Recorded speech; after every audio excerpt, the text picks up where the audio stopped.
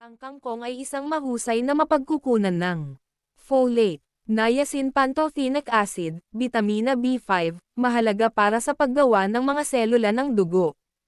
Pyridoxine, bitamina B6, mabuti para sa pag-iwas sa anemia at kalusugan ng mga ugat, balat, at mga pulang selula ng dugo. Thiamine, riboflavin, copper, manganese, phosphorus. Ang terminong superfood ay lumitaw sa huling bahagi ng ika-20 siglo at ang Oxford Dictionary ay tumutukoy dito bilang isang pagkaing mayaman sa sustansya na itinuturing na partikular na kapaki-pakinabang para sa kalusugan at kagalingan. Kapansin-pansin, ang terminong superfood ay naging popular ng media at natukoy sa mga pagkaing may hindi pangkaraniwang mataas na nilalaman ng antioxidant, bitamina, o iba pang nutrients. Ang mga pagkaing nagpo-promote ng kalusugan na tinukoy bilang mga superfood ay kinabibilangan ng blueberries, salmon, green tea, walnuts, soy at madahon o madilim na kulay na mga gulay. Tulad ng broccoli at spinach. Ang kangkong ay mataas sa iron ngunit hindi mapait. Ginagawa nitong sikat na sangkap na kinakain ng hilaw sa mga salad. Mayaman sa bitamina A, ang bawat 100 gramo ng kangkong.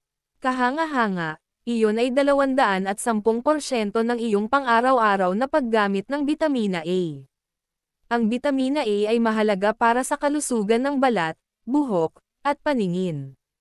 Ang isa pang bitamina na may malaking presensya sa kangkong ay ang vitamin C. Ang bitamina C ay mahusay para sa pagprotekta sa katawan mula sa iba't ibang sakit. Ang bitamina C ay kilala rin na mahusay para sa balat at buhok. Ang iron, magnesium, at calcium ay sagana din sa kangkong. Mahalaga ang mga ito para sa kalusugan ng buto at ngipin. Pyridoxine, bitamina B6, mabuti para sa pag-iwas sa anemia at kalusugan ng mga ugat, balat, at mga pulang selula ng dugo. Available din ang fiber at antioxidants mula sa kangkong. Ito ay medyo mataas sa beta-carotene, at natural na antioxidants, protina, carbohydrates, at dietary fibers. Ito ay siksik sa mga electrolyte, kabilang ang sodium at potassium. Ang madaling palaguin na gulay na ito ay tiyak na karapat-dapat na makakuha ng higit na pansin kaysa sa kasalukuyan. Subukan mo ito, at walang mawawala. Ang impormasyon ito, para sa layunin pang edukasyon lamang at hindi layunin na kapalit sa isang medical na paggamot ng isang propesyonal, ito ay pang sariling edukasyon at dagdag kaalaman para sa mga tao na mahilig magbasa o higpit pa. Maraming salamat po.